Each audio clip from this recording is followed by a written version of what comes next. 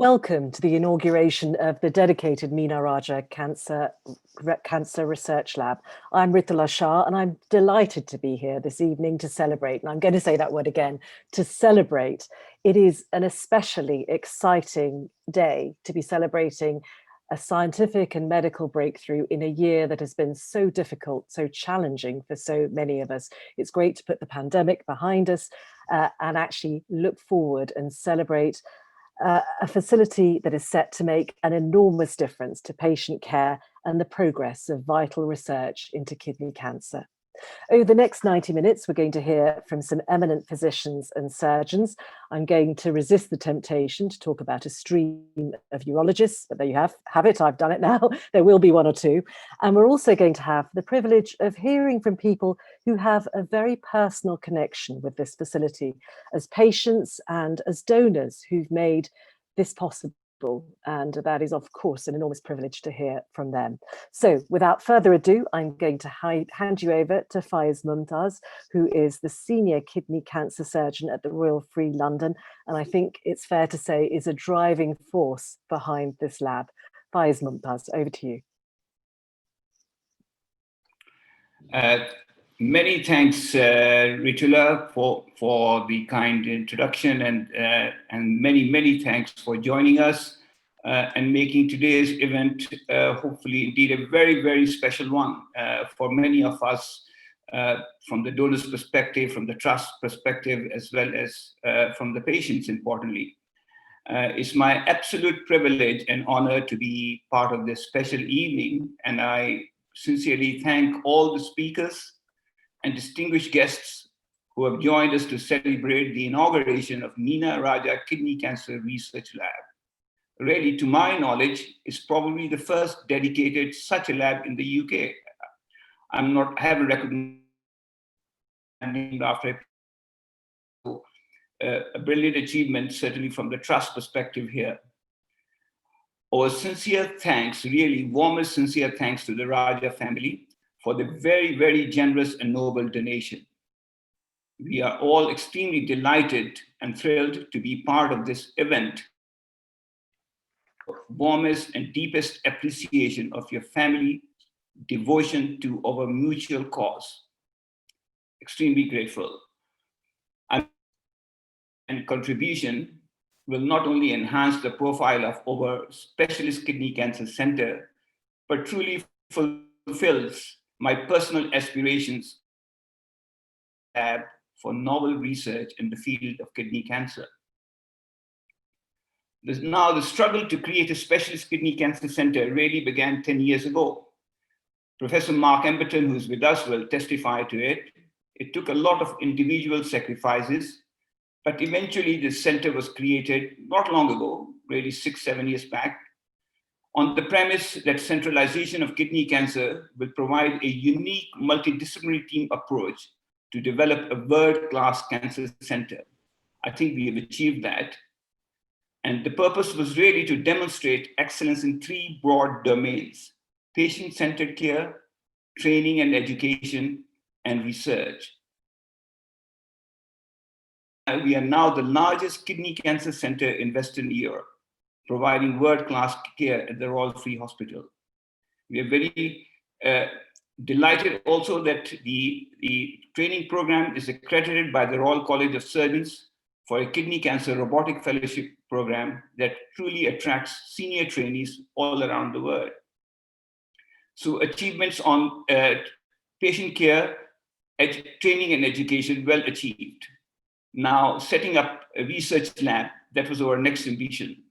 Indeed, this lab that we've created will hopefully provide a platform to build our research portfolio by performing cutting-edge translational research and build on the already existing projects, such as tools to diagnose early kidney cancer, which may shed light into identifying what really drives the development of kidney cancer. Such as new tools to diagnose early cancer will be recognized and hopefully will be utilized for patient care. Although this lab will compete with the likes of Sanger in Cambridge and Crick Institute in London, we will work collaboratively and share vital research data for the advancement of kidney cancer treatment options. My colleague Maxine Tran, I'm sure, will elaborate on this. So whilst research remains essential, kidney cancer treatments continue to remain predominantly surgically based. As surgeons, we are using cutting-edge robotics to precisely remove cancers from hard-to-reach areas of the kidney. In order to allow us to do that, we made significant advances in pioneering the development of state-of-the-art 3D technology, which currently we use to remove early complex kidney tumors with robotics. So today I remain hopeful and optimistic for the future, especially having known the Raja family for their endless philanthropic endeavors, both in the UK and Kenya. As a result of knowing your family, I've come to form closer links with like-minded people. It has been a pleasure virtually meeting Lion Manoj, who is amongst us today, and his team, who are held in very high esteem in the Lions International. We have briefly discussed developing close collaborations with Royal Free and your medical institutions in areas of research. I sincerely hope that we can continue to explore these mutually beneficial collaborations and improve patient care both in Africa and in the wider world. On that note, I will conclude with my humble and sincere thanks to the Raja family for their very, very generous and noble support to ensure that the kidney cancer research program comes to fruition at the Royal Free Hospital. Thank you. Faiz, thank you so much. It is wonderful to hear your ambitions for this world-class kidney cancer research centre. It is fantastic news. Let's hear from our next speaker, and that's Professor Hans Stauss, Director of the UCL Institute of Immunity and Transplantation. Thank you very much, Ritula, and thank you, Faiz. And thank you all for joining us this evening on a Saturday evening.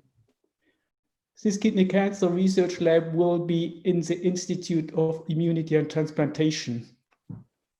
The ambition for our institute is to be a world-class center of excellence for medical innovation. And to achieve this ambition, the partnership working with key stakeholders has been critically important. And our key stakeholders are, firstly, our patients who participate in research studies and who ultimately benefit first from new immunotherapies. Secondly, we have been working very closely with the Royal Free Hospital as a leading NHS organization with the capability to bring new treatments into patients in the form of clinical trials.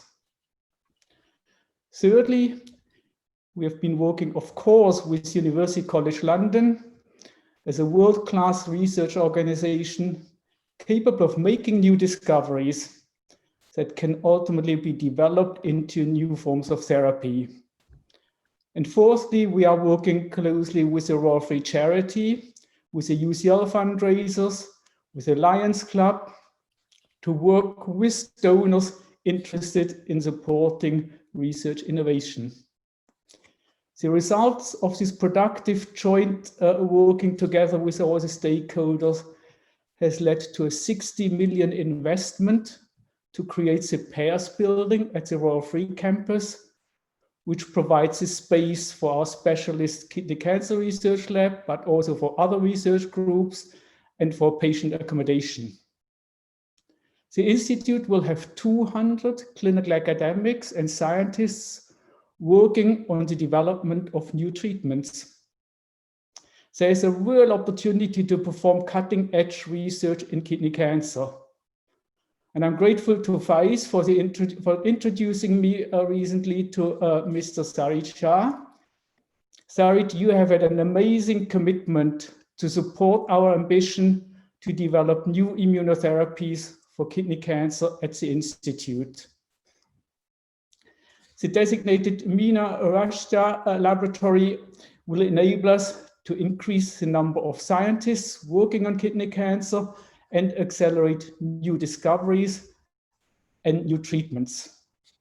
We are very excited by the opportunities provided by this generous donation by Mr. Shah, and we will certainly keep you informed about the progress in the near future. Thank you very much. Professor Hans Stauss, thank you so much. And we're getting a sense there of the scope of the work that can be undertaken by this kidney cancer research lab.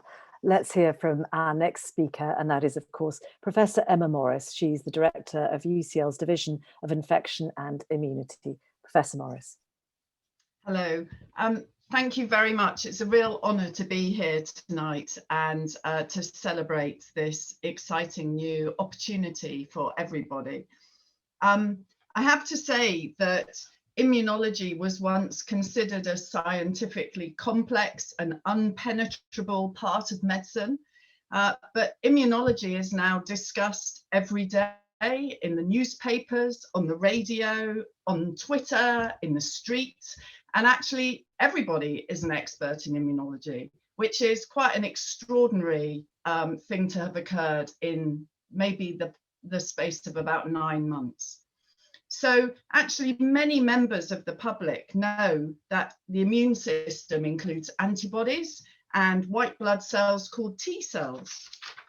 And we know that the immune system protects our body by recognizing dangerous cells. And actually most commonly, these cells are infected cells, cells infected by viruses such as COVID-19. And our immune system responds by generating antibodies and T cells that can kill the cells containing the virus and thus eradicate the virus. But less people understand that these same cells of the immune system can recognize and kill cancer cells too. And they do this because the cancer cells look different to normal cells and they're dangerous. However, T cells that are trying to kill cancer cells need a little bit of extra help because cancerous cells are slightly different normal cells. They don't look quite as different as a cell that contains a dreadful pathogen, a foreign virus, but actually they're just as dangerous. So the Meena Raja Research Lab will support this cutting edge research, developing new treatments for kidney cancer using the T cells of the immune system. And sometimes these T cells need to be genetically engineered to improve their ability to recognize and kill the cancer cells. And these immunotherapies have made massive advances in the last 5 years for the treatment of different blood cancers. And this donation will make this, we hope, in the next 5 to 10 years, a reality for patients with kidney cancer. So I just want to say thank you very much. Professor Emma Morris, thank you so much. And surely 2020 is the year when we all thought we were experts in immunology, but I suspect we all have rather a lot to learn and rather a lot to thank people like you for. Let's hear from our next speaker. Maxine Tran is Associate Professor in Renal Cancer at UCL. Maxine Tran. Hello, hi, thank you, Ritula.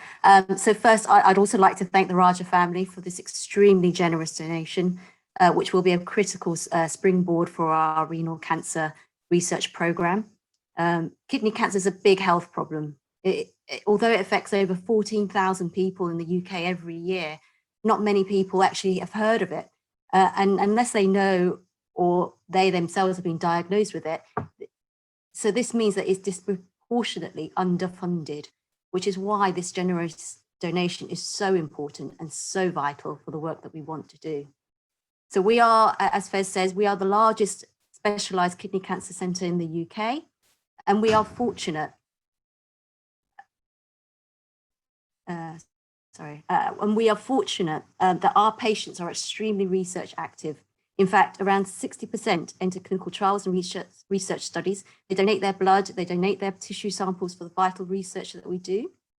So we see the full spectrum of disease, from the early small renal tumour to the late stages of metastatic disease.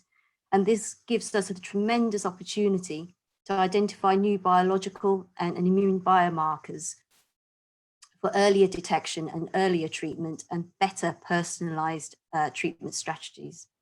This ability to work really closely with world-leading scientists such as Professor Stauss and Professor Morris, which we've just heard, and other world-leading scientists at UCL and our colleagues at the Sanger in Cambridge, means that we are exceptionally placed to lead in kidney cancer research and discover breakthroughs in kidney cancer biology. The funding that the Raja family have gifted us will enable us to really fast-track these discoveries and make the lab and bring the kidney cancer research to the forefront and accelerate these translations into proper, impactful clinical practice that's going to benefit patients in the UK and beyond. I think it truly is a fantastic legacy, and I cannot express enough what a great boost this means for us all. And I think it's the best news of 2020. Thank you. Maxine, Tran, thank you so much. Yes, it is great to end the year thinking about something so positive and a kind of positive research that can lie ahead. It's a fantastic idea to think about. Let's hear then from Professor Axel Becks. He is the clinical lead in specialist kidney cancer at the Specialist Kidney Cancer Centre, and I think will play a very important part in what lies ahead. Professor Becks. Yeah, thank you very much for the introduction. Also, as the clinical lead, I would like to point out that we are very, very grateful for the donation to support kidney cancer research. This is a very important step for us. I would like to briefly say something about this specialist center and to remind everyone that in the last years, kidney cancer incidence is actually increasing in the UK. And if you compare it to other Northern European countries where it is decreasing or stabilizing, the potential answers for that might be a registration problem, but it is at least something we have to recognize. And every day, 36 men and women are being diagnosed with this disease. And Maxine has already alluded to it. The figures are something like 12,000 to 17,000 a year. And despite these seemingly high numbers, it is, however, still a disease which has a very fragmented therapy and management, with many hospitals treating kidney cancer patients. This also means they have access to care. On the other hand, it means that in many hospitals, only very few patients are being treated, and that affects the quality of care. So this has been recognized in 2016 by the UCL Cancer Collaborative, and they suggested that care could be improved by centralization. It was then in April of the same year that specialist renal surgery was moved to the Royal Free, where we offer evidence-based care with all specialties involved. So not only renal cancer surgeons, but also medical oncologists, radiologists, nuclear medicine, pathology, you name it. All this is necessary to treat kidney cancer. And based on these continued high performances and quality audits, then eventually NHS England and the Cancer Collaborative from UCLH Hospitals finally approved our center in July 2019. Meanwhile, we also celebrated the 5th year of robotic kidney surgery at the Royal Free, which is recognized as a robotic training center, what we already heard from Fez, by the Royal College of Surgeons and the European Association of Urology. So each year since 2018, we treated more than 400 kidney cancers by surgery, the majority robotically, making us one of the biggest centers in Europe. I think that the next larger ones are in Istanbul and Moscow. We received referrals of more than 1,000 new patients a year and saw more than 4,000 patients in clinic to manage the disease. These very high numbers make the Specialist Center for Kidney Cancer ideally suited to lead in kidney cancer research. And this research is highly needed to improve the outcome for these patients, because kidney cancer is still a disease which has one of the highest mortalities of all cancers. So this donation, in conjunction with the new laboratory facilities, greatly assist us in following our ambition, and I'm very grateful for that. We should also realize that this is very timely, because immunotherapy is leading the field, and all I can say, again, very, very great thanks for this donation. Thank you very much. Professor Axel Becks, thank you so much. And I actually didn't realize that kidney cancer is rising. Very interesting and great to see the work that's being done and the networks that are being created. So we've heard a little bit from the clinical side of this story. Let's hear from some of the people that make the research and the work possible. Let's hear from some of the supporters and donors. And let's begin by hearing from Pears Patel. He's the fundraising chairman of Lions Club in Enfield. Pears Patel. Good evening. Thank you very much, Ritula. Lions Club of Enfield was established 46 years ago. Since then, we've raised over £4 million for various causes. Our club members originate from East Africa or the Indian subcontinent. Many of them are doctors in the NHS over here. So support of medical causes is very much within our club's DNA. In the UK, we've supported various appeals from hospitals over the years, including breast cancer detection machine, a kidney dialysis machine, and other equipment for the North Middlesex Hospital. Last year, we raised substantial funds for the Roy Castle Lung Cancer Foundation. And early this year, very urgently, we raised funds to help provide iPads to patients at the Royal Free so that they could communicate with their families from their hospital beds. For India, we've raised substantial funds for a kidney cancer hospital, for establishment of blood banks, a prosthetic limb center, an ICU unit, eye clinics, an eye hospital, field eye camps, and education for the underprivileged. For Kenya, we've raised funds for a blood center in Mombasa and various schools in Mombasa, Malindi, and Nairobi, including a school for children with cerebral palsy.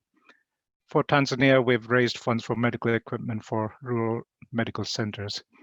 In addition to healthcare, we've also provided substantial support for sensory rooms at the Swiss Cottage School for Special Needs Pupils and the Noah's Ark Children's Hospice in Barnet. In terms of medical research in the UK, in 2012, when Pears was our club president, we supported what is now Prostate Cancer UK in raising over £300,000.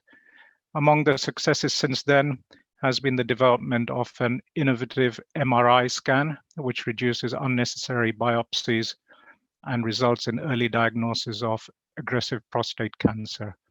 We're very proud to see this evening Professor Mark Emberton, who pioneered the remarkable research that has made such a difference to the lives and indeed saved the lives of many.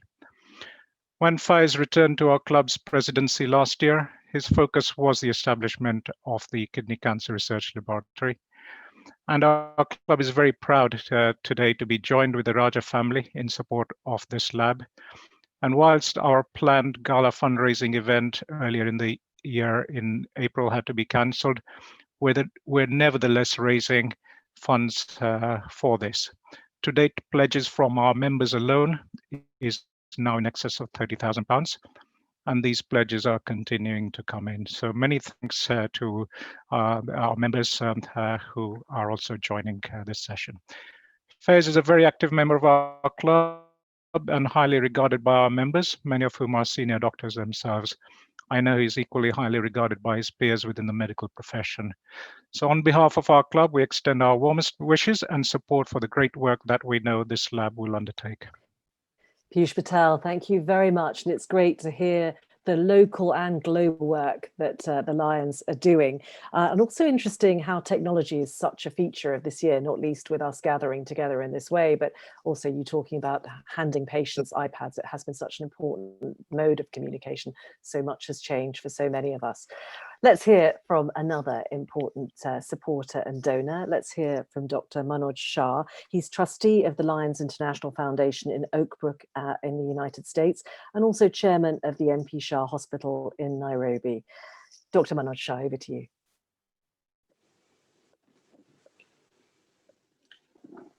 Thank you very much, Ritula. And coming from the great country of Kenya, we are very excited with the Meena Raja Cancer Research Laboratory, and I would like to extend from all our Kenyan brothers and sisters our heartiest congratulations to the Raja family for this great contribution that they have made to cancer research in the United Kingdom. I have known the Raja family for over 3 decades, and over the last 2 decades, I've had the opportunity of working with the Raja family, Suresh Bhai Raja, Sarit, and the entire family. They have been extremely generous in many different spheres of philanthropy in Kenya. Recently, they've been very actively involved with the MP Shah Hospital, where they've contributed to the major developments of the hospitals and creating many subspecialties in the medical field. They are very, very passionate about supporting any medical initiatives, not only in our country of Kenya, but now in UK and also in many other parts of the world. Besides that, they've done tremendous amount of philanthropic work in the last 2 decades in Kenya, and hundreds and thousands of people, needy people, have benefited from their generous philanthropy. This evening, I am particularly excited because I wear a different hat, being the chairman of the MP Shah Hospital, and having had discussions over the past week and the past few days with Dr. Faiz Mumtaz. It really is an exciting moment for us, as it is for all of you, as we launch the Meena Raja Cancer Research Center. Our discussions have been focusing on how do we extend a hand of friendship and collaboration and extend into Africa, starting with the country of Nairobi, country of Kenya, in the city of Nairobi. And the discussions have been focusing on this particular Meena Raja Cancer Center as to how could we collaborate in Kenya through education, training, research, and collaboration, and setting up links so that even us in the home country of the Raja family, many could benefit from this particular setup. Also, being a leader of Lions Clubs International, I'm also excited that our Lions Club of Enfield, who has been a great partner to many of us in Kenya and other parts of the world, are participating as partners towards fundraising, and I'm sure their efforts will bear great fruits in supporting this Cancer Research Institute. We have also been discussing with Dr. Faiz Mumtaz and also members of the Lions Club of Enfield as to how could we join hands with them in supporting their fundraising initiatives from Kenya. And I'm very, very confident that very soon, with the support of Faiz and our Lions from Enfield, we will be able to come up with a strategy that will entice people from Kenya also to support this Cancer Research Institute. With this, I wish the Meena Raja Cancer Research Institute all the best. I'm looking forward to supporting it in one and many ways, and we are also looking forward towards the hand of friendship and collaboration. God bless the Raja family, and thank you for giving us this opportunity to air our views from Kenya. Thank you. Manoj Shah, thank you so much. It is really fantastic to see those ties being strengthened and built up. It is good to hear, and more research can only mean more advances, which is a good thing. Well, we've been talking about this new lab, which is called the Meena Raja Kidney Cancer Center. It has been made possible by the generous support of the Raja family. So let's hear from them. Sarit Shah is here. Sarit. Great. Thank you, Ritula. In the summer of 2018, out of the blue, my mom decided that she wanted a health checkup done whilst she was in London. She carried out various tests and her blood results were normal. She also decided to get a colonoscopy done, which went well. There was nothing for her to be concerned about. However, the procedure took slightly longer than anticipated. Hence, her consultant, being cautious, suggested that perhaps she should get a CT scan done. Sadly, the CT scan results revealed she had a large tumor on her right kidney. She had no symptoms whatsoever, and you can imagine how hard it was for her consultant to break the news to her. When we were told, our world froze and were shocked beyond belief. Many questions came to our mind, and considering she led a balanced, healthy life, we kept questioning, how is it possible and why her? My mom graciously accepted her fate and remained extremely positive for the sake of my father. She was directed to see Mr. Mumtaz, and we were pleasantly reassured that she would be in safe hands of his team at the Specialist Kidney Cancer Center at the Royal Free Hospital. Although the tumor was large, fortunately, the cancer had not spread, and so he would be able to remove the kidney with the tumor.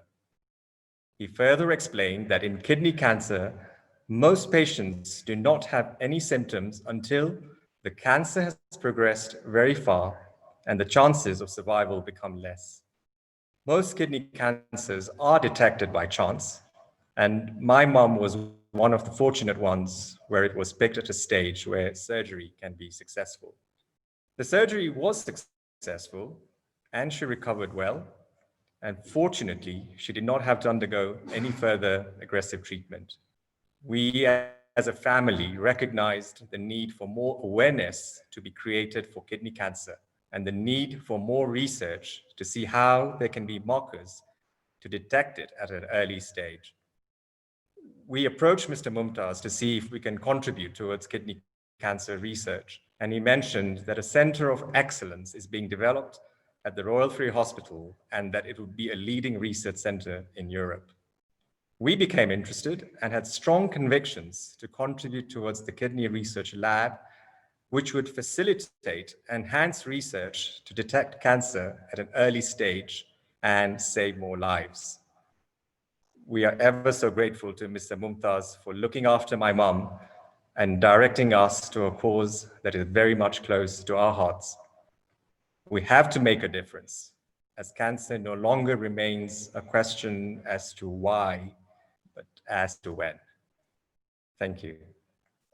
So Shah, thank you very much for those words, and thank you for leaving a legacy, turning something that is frightening and scary for any family to go through, for turning it into something positive and potentially transformative for so many people. Now, I understand, I think, Meena Raja, your mother, who this is named after, is with you, and I'm hoping that we can talk to her for a brief few words.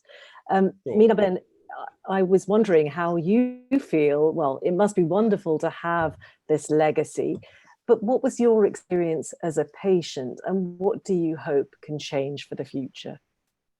Actually, I feel when you have the problem or any of this, when I just, my cancer has been rectified, it was a shocking news for me. So I was very positive. And then I just went to see Dr. Mumtaz. He explained me everything.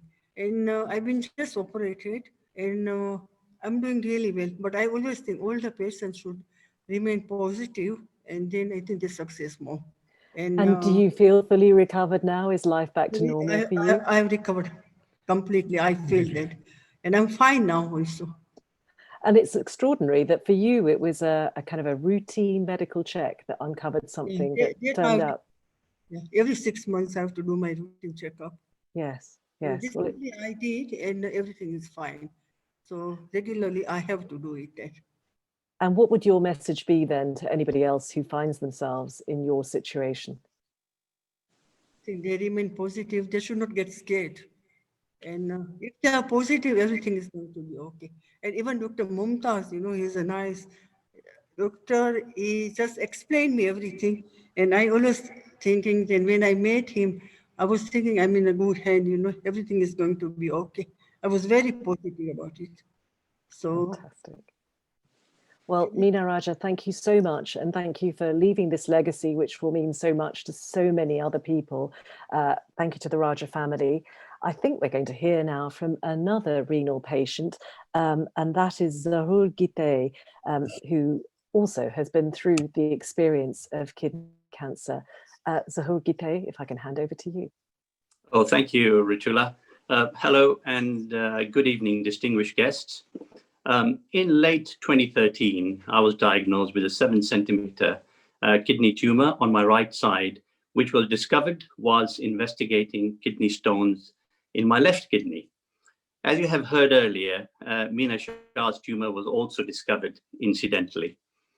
I faced diagnosis cancer at a very difficult phase of my life, and it was a very challenging period, both personally and career-wise. So what were my biggest fears on the diagnosis of my cancer? First one was losing a kidney, or even both of them, as I had stones in the other kidney. Secondly, going on dialysis. Thirdly, who would care for my mother? She was on dialysis and previously had kidney cancer treated surgically. I kept faith in the Almighty and the expertise of the medical professions and was lucky enough to have found a brilliant surgeon who performed conventional keyhole surgery to remove my tumor from my right kidney and, to my relief, saved my kidney.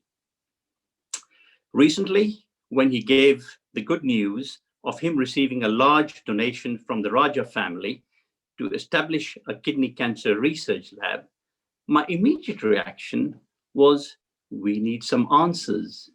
And some of my key questions to him were, both my parents had renal failure and were on dialysis. My mother had cancer. I ended up having cancer, and we want to find the answers. Is it genetic?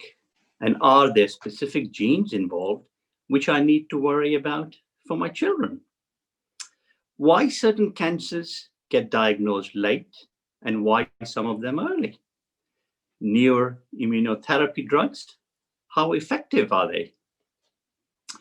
Mr. Faiz Mumtaz simply responded, a lot needs to be discovered. Biology of the disease is so variable as there are different types of cancers. We're further exploring the role of the immune system in controlling the cancer cells. The way forward is increasing collaboration between the various scientists, surgeons, and oncologists, which will increase chances exponentially to find some very important answers. From my personal perspective, seeing a dedicated kidney cancer research lab being developed close to a large kidney cancer specialist center gives patients and people like me hope for the future that innovative work can improve their survival and quality of life and will transform the lives of many in future. Thank you. Zarugite, thank you very much. It is interesting that you've had this experience both personally and through your mother. How significantly then do you think the patient experience has affected the way in which you were able to deal with your cancer diagnosis? I think in the first instance, I think one has to stay positive. Believe that with the technology and the brilliant surgeons around and the healthcare, that there is hope. If you look at other countries, you don't even have access to that. And I think that is 50% of the success of treating the cancer. The rest, of course, you got to leave it in the hands of the Almighty and the surgeons. But it is staying positive, positive, positive. Were you perhaps more fearful because you'd seen what your mother was going through? I indeed was, because I was her main carer. I had a young family. Being the head of the family, if anything were to happen to me, what are they going to do? But I think I was lucky to have found Mr. Faiz Mumtaz, and also the positive attitude to take things forward, calming the families around me, not to worry. I think they were more worried than I was. What would they do if anything happened to me? But it turned out well. And I think I'm very pleased with this research center. We can do a lot more. And if it can be diagnosed early, people don't have to go through that trauma. It is interesting because clearly you've spoken very eloquently about the sort of research that you would like to see happening. For the Raja family, Meena Ben's experience has led them to making this generous donation, making this lab possible. It's interesting. Do you think many patients think about the research and the work that goes behind the treatment that many of us take for granted, that saves our lives, that gets us better? I think you've absolutely touched on something quite rightly. A lot of patients don't. When they, I think a lot of people in life today take things for granted. And if they're hit with a major illness like this, everything goes out of the window. They just want to get better. They start thinking about God and other things, whatnot.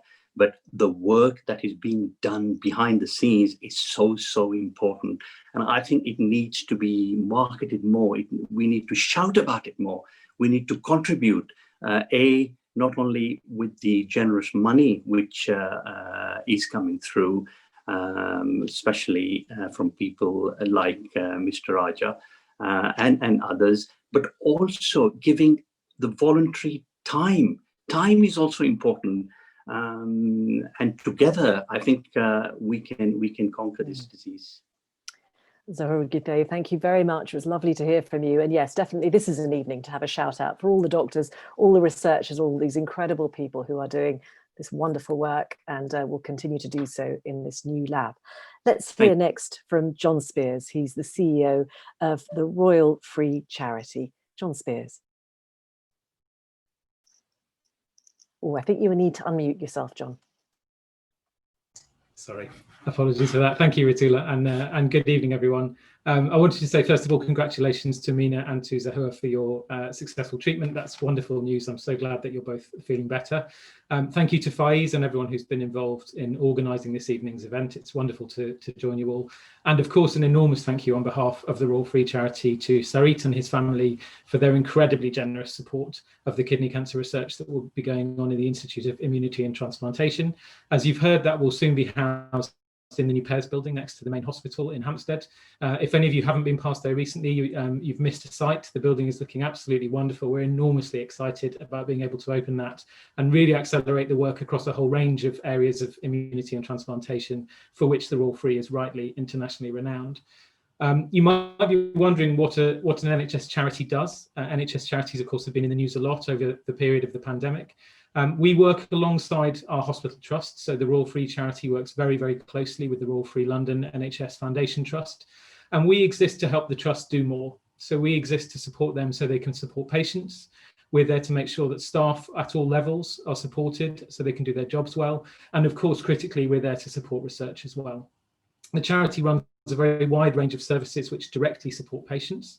So we offer housing and benefits advice. We've got massage therapists that go and provide complementary therapies to our cancer patients and other patients as well. And we have a huge army of volunteers who do a vast range of things to support patients while they're in the hospital and when they're leaving to go home. And as well as those services, we make grants available to buy the vital equipment that you'll see when you come into the hospitals, to support our incredible staff, and to invest in cutting-edge research. And we're absolutely proud of our long history of supporting the amazing research in all areas that goes on across the Free. But none of that's possible without the selfless generosity of people like you. Thanks to the support of our amazing donors, 3 hospitals, and we are absolutely committed to the promise to you of spending that money as wisely as we can, making sure it goes as far as it can so that all of us benefit from better care and better research. We've got enormous ambitions for the future, as does the Royal Free Trust, and I'm sure Caroline will talk about some of this later. But we're really excited about the opportunity to work hand in hand with our colleagues in the NHS so that all of you receive better care, all of you have a better experience if you have to be patients, and you're all benefiting from the fruits of the research that Hans and Maxine and others are participating in.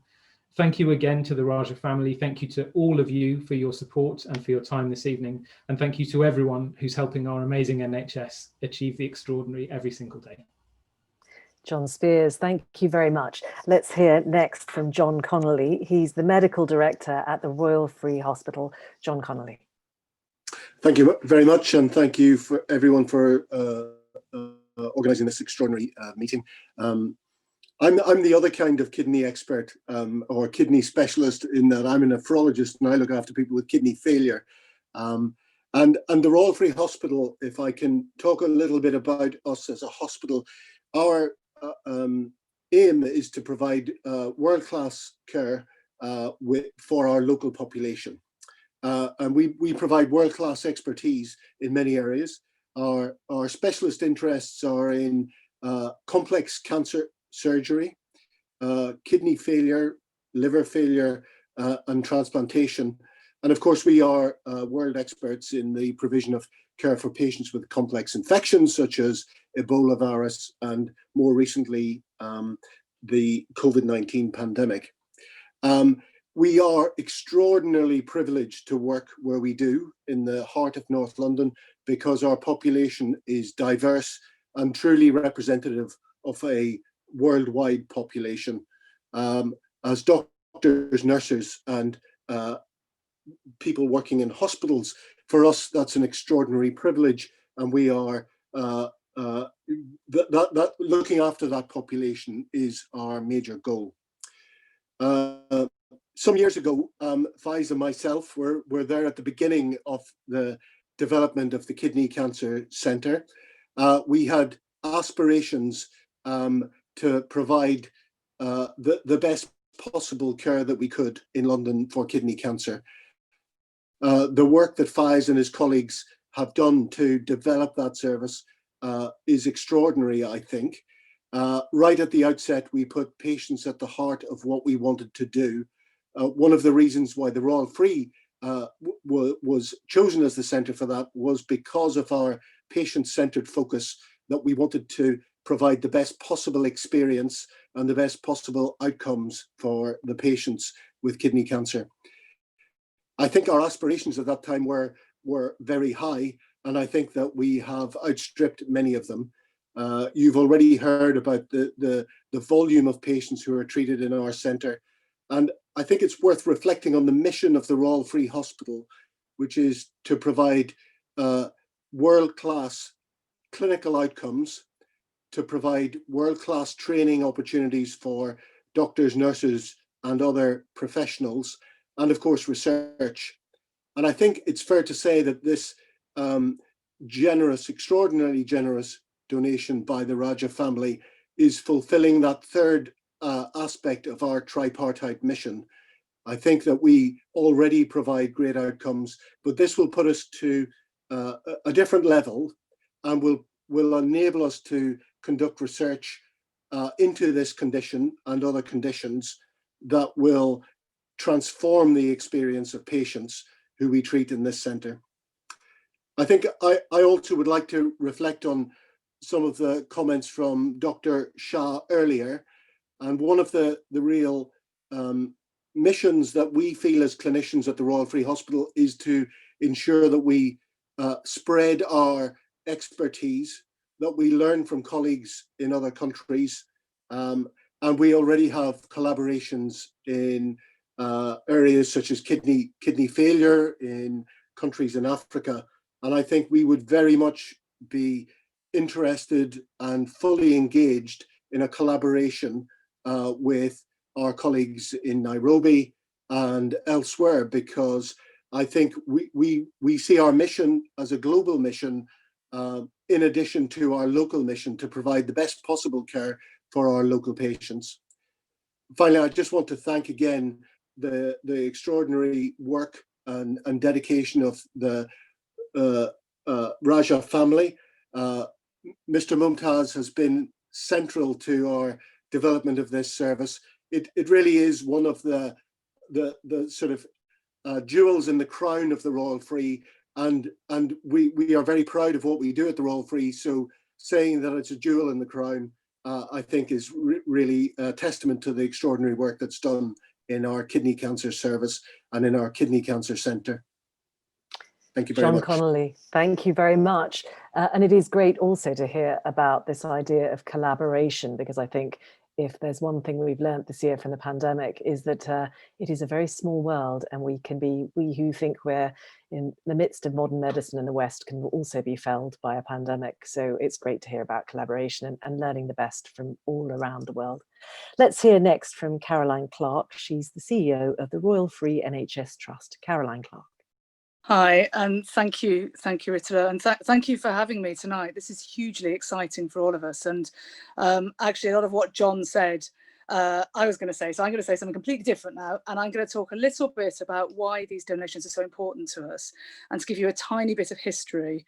So you may not know this, but we're called Royal Free because we were the first free hospital in the NHS. Well, way before the NHS was founded in 1828. We were founded by a man called William Marsden, who also went on to found the Cancer Centre in West London. And William Marsden found a young woman on the steps of a church in central London who couldn't get into any of the other hospitals, who needed a referral in 1828 to get into other hospitals, or you needed money.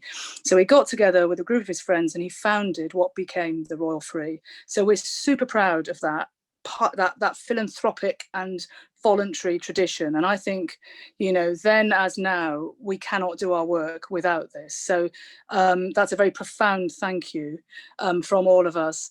By the way, we're called Royal because in 1837, we were the only hospital to stay open during the cholera epidemic, and Queen Victoria gave us a royal anointment. So that's why we're called the Royal Free. And the free is really, really important.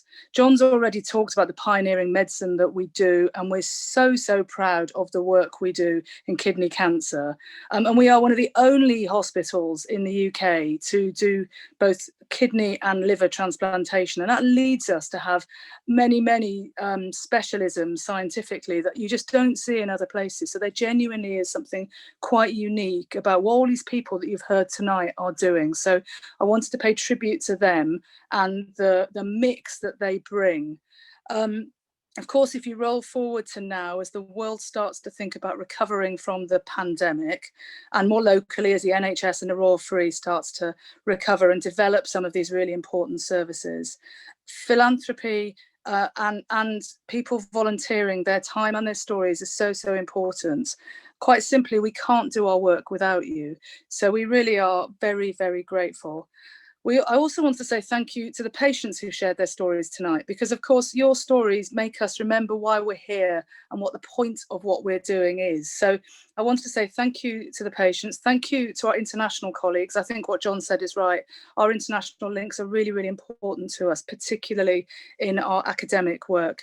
And thank you very much to Faiz and your colleagues for getting us on this journey. And I'm looking forward to going on the rest of the journey with all of you. Thank you. Caroline Clark, thank you very much. And it's great to be reminded of the Royal Free's philanthropic tradition, of which, of course, the Meena Raja Kidney Cancer Centre Research Lab will now be a part. It's good to know that there's a long tradition behind it.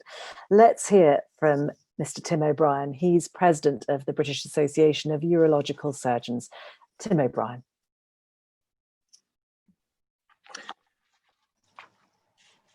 Thanks, Ritula. And thank you, Faiz, for inviting me this evening. Congratulations on this wonderful initiative. It's not easy leading projects of this type, and your vision for this project is impressive, and well done on seeing it through. That's supremely impressive. But of course, a project of this type is nothing without the donors, and could I add my thanks to the Raja Shah family as well. I really, really hope your generosity sees the results it deserves. And it was lovely to hear from Meena Raja Shah this evening. Well done, Meena, on surviving the surgery. That was a big operation you had, and its aftermath, not easy getting through those. So well done on that. Why is this a special evening for me as the president of the British Association of Urological Surgeons? Well, I think there are three reasons for that.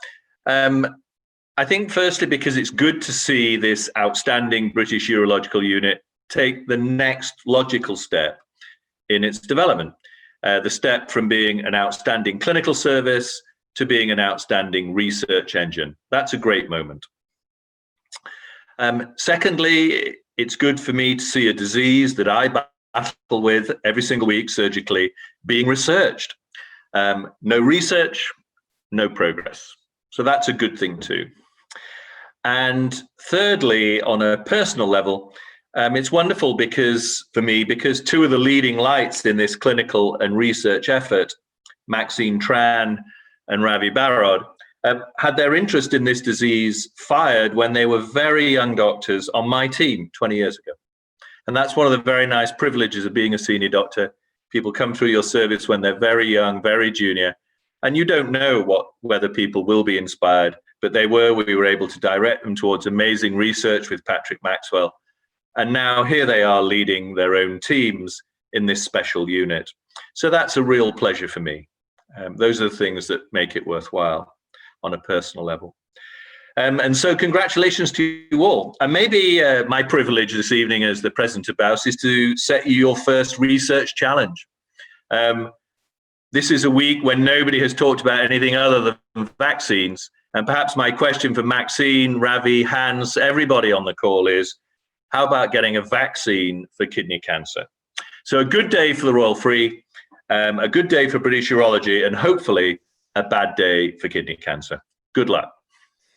Tim O'Brien, thank you very much. Reminding us that from acorns grow tall oaks, but also setting everybody some homework. I'm not sure how you all feel about that. Professor Mark Emberton is the next person we're going to hear from. He's the Dean of the UCL Faculty of Medical Sciences. Professor Emberton. Ritula, thank you very much. It was truly humbling to hear those personal testimonies of successful cancer care. And thank you to both of you for sharing that with us. It is, after all, why we're here.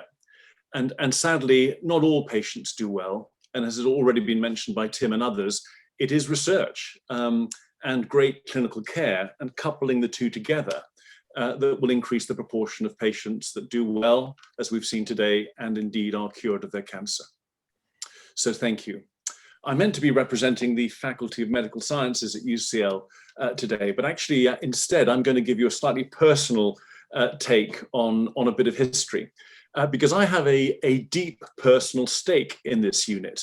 And that wouldn't be obvious to most of you because I'm a prostate cancer surgeon. And therefore I have a rather special attachment to the Kidney Cancer Centre. So I'm truly delighted to see this happening. But not many will remember the time when every hospital in North London did kidney cancer care. Tim will remember it and Pfizer will remember it. And each hospital did about 15 to 20 cases a year. And it was a time of change where there was a wish to consolidate cancer care and create really big centres in which cancer of a specific type would be done. And both Fires and Tim will remember just how difficult the discussions were in deciding where those centres would be. And great friends would kind of split and not be friends anymore as a result of the kind of discussions that took place. It was very, very difficult. And I was involved in this process, and I was actually co-chair of the group that helped decide where things go. And there was one such meeting that happened very soon after the decision for prostate cancer to go to UCLH. And there was quite a lot of political pressure for kidney cancer to go east, to have some kind of geographical symmetry and fairness. And I was obviously very keen that the kidney cancer should go to the Royal Free. Obviously, I was director of the division of surgery at that time, so I had vested interests. But actually, at that meeting, I could see it slipping away, and I remember arguing very vociferously that kidney cancer should go up the hill to Hampstead to the Royal Free because of the excellent nephrology, the wonderful vascular surgery, the expertise in retroperitoneal surgery, and that's the surgery for organs that are at the back of the abdomen, fantastic liver surgery, pancreatic surgery, and the economies of scale that could be achieved by putting it there. So I argued that rather forcefully, too forcefully, I found out the next day, as the next day I got a call from Catherine Pritchard-Jones, who was overseeing the whole process, and told me that I had to stand down because it was felt that I was not impartial to where kidney cancer should go. So I stood down graciously with my fingers crossed and watched very carefully as to where kidney cancer would end up. And obviously the rest is history, and it is absolutely wonderful to see not only the excellent clinical care that results. So we've gone from 20 cases a year in each hospital to close to 400 a year in one single hospital, and that allows real quality to happen, but it also allows clinical trials to take place at great pace. So thank you very much to the Raja family. Somebody very, very kindly mentioned the MRI prostate program that has resulted in many, many millions of pounds being spent on many, many thousands of patients over the years, which has changed the way that we diagnose men. Well, that all started with a single donation about 12 years ago that gave us the space and the time to be able to think the first steps of that translational research. And this is what I see here today. This donation will allow the transformation to take place so that innovation and creativity can result, which will result in more patients being cured and a transformation in the care of patients who are unfortunate enough to get kidney cancer. Thank you very much. Professor Mark Emberton, thank you very much. Now, there are an extraordinary number of very eminent people on this call, so I have to ask a few questions before we wrap up. It's an opportunity that's too good to miss. Professor Hans Stauss, if I can come to you first of all, obviously you're delighted to have established a kidney cancer research lab, but there is also the Kidney Cancer Research Foundation. Now, what are your hopes for that foundation? So I think the foundation, together with this donation and working then hand in hand with the Institute of Immunity and Transplantation, allows us to focus on immune aspect of renal cancer and allows us to potentially develop new therapies. And I want to come to that challenge that actually was just given to develop a vaccine for renal cancer. So we do understand that, like other cancers, renal cancer is also a genetic disease. So there are mutations that create mutated proteins. And we do know that those mutations can be detected, some of them in the blood, that might give us early detection of renal cancer. But we also understand that the immune system can detect mutations, and it can then eliminate the cells carrying those mutations. And this is where the challenge is to develop their vaccines that target the immune system to those mutations and enable then this type of precise, very precise of immunotherapy. That's fascinating. Tim O'Brien, I think you're still there as well. He's already begun, Hans Stauss has already begun work on your homework. That must come as a great relief. I mean, it is odd, isn't it? You know, I mean, in 9 months, they developed a vaccine for, you know, a previously unknown virus, and yet one keeps struggling with these cancer issues. I mean, it is an enormous issue. Why doesn't the immune system recognize these tumors as foreign and just kill them? I mean, it's a continuous. I mean, kidney cancer is extraordinary. It can lie dormant for 20 years, so the immune system definitely does keep it quiet, and then suddenly it re-emerges. So a lot of things happening in the immune system. So I'm glad your efforts are immunological. It's interesting as well. I think the pandemic has made us realize what is possible in a short space of time. Obviously, we're yet to see how well these vaccines will work. There's many questions yet to be answered. But just briefly, Tim O'Brien, this is an opportunity in a sense to highlight the kind of work that kidney cancer surgeons do. You did allude to it and about the enormity of the sort of operation that Meena Shah has had. Is it work that, in a sense, is perhaps not as well known as other types of cancer treatment? Yeah, I think that's true, isn't it? I mean, many people don't even know the kidney develops cancer. They know it can fail, and they know it can be transplanted, but actually a lot of people don't know it even develops a cancer. So I think that is true. And I think we do need to be careful in cancer that we don't just research the things which have noisy pressure groups making us research them. Mark's smiling at that comment. You know, it isn't our job just to listen to the loudest voice. You know, we have a duty to, the rare cancers need study because often we understand more about the common cancers from the rare ones. So, I mean, the group of patients I would like to make the biggest difference for in this disease, the people who inherit the gene for kidney cancer, they have a miserable life, but we can understand more about the common from the rare. So, yeah, it's clearly an important area to move forward on. I think we're getting an insight into what kidney cancer experts talk about when they're all together in the room. Although, gosh, that's not that easy these days. Mark Emberton, I think you're still with us too. You must be really proud. You talked about the creation of these centres of excellence, fighting for centres of excellence. You must be very proud of what's been achieved. But what is the potential? What would you like to see? What would be your research priority? it's the scale that makes the huge difference. And when we were, and it wasn't that long ago, when we were doing 20 cases in each hospital, it was really difficult to do clinical trials. And Maxine said it, 60 to 70% of the patients coming into this unit enroll in a clinical trial. And that's extraordinary. I mean, that's probably unprecedented in the world. And actually having the scale allows you to build the infrastructure around it to do both excellent clinical care and the research. And we really are fortunate as a university, as a big university, as UCL, in having these specialist hospitals like the Royal Free with which we can partner and provide clinical excellence as well as world-class research. And this is just a fantastic example of that. As surgeons, we don't see this that often. It happens, there are huge cohorts in other diseases.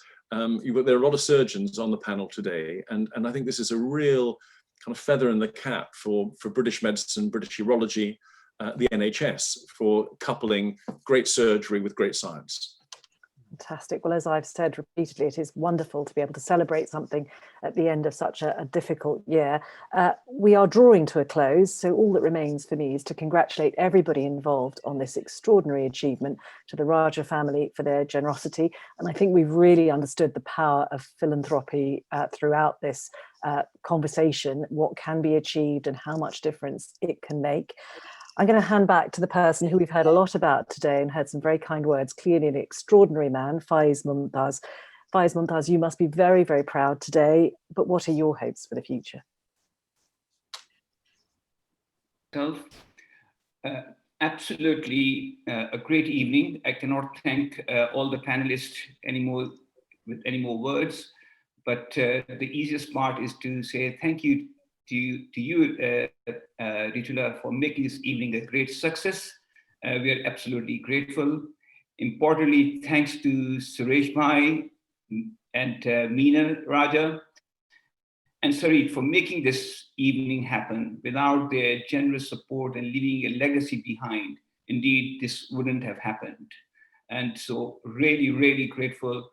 And I'm sure, as Tim and Mark are saying, we laid the foundation. And I hope the team at the Specialist Kidney Cancer Center will now gather together and build on this achievement, which is, I think, very collaborative. We have heard some great thought-provoking ideas from brilliant speakers, but more importantly from Meena and Zahur, the key message for us is to stay positive, I think. And I hope with that note, we will be able to provide hope for many who are going to be facing this. 1 in 2 of us are going to face a cancer, and that's a huge number, some form or the other. And remaining positive is something that I think we really have to be at all times. So I really, hearing everybody today, Maxine, Hans, Emma Morris, I think we remain hopeful that it will bring a positive change in the management of kidney cancer in the years to come. And I hope, in addition to the vaccine, we will be able to identify a blood marker that hasn't been yet developed to identify early cancer. It was in the news yesterday that there's some clinical trial going on to look at 50 cancer markers to see if we can detect early cancer. So on that note, I will conclude by saying what President Kennedy said when he sent mankind to moon. And he talked about the commitment the nation was unwilling to postpone. So I say to us all, we should be unwilling to postpone finding the answers to how to end cancer as we know it. And I'm confident that we will continue to make progress. We will one day find what is within the black box of a kidney cancer cell that makes it behave as it does. And I think that is the crux of the matter. And I was hearing in one of the webinars, Professor Hamdi indicated a black box within the prostate cancer. This is where I picked up, and I got it really excited. I think there must be a black box in the kidney cancer cell that we need to explore. So on that note, thanking the Raja family, and I thank Tim O'Brien as the president of BOWS and Mark Emberton as the dean of UCL for gracing this occasion. And a very simple message: safe journey to your living room in the new norm, or to your kitchen if you're about to have dinner. And thank you, everyone.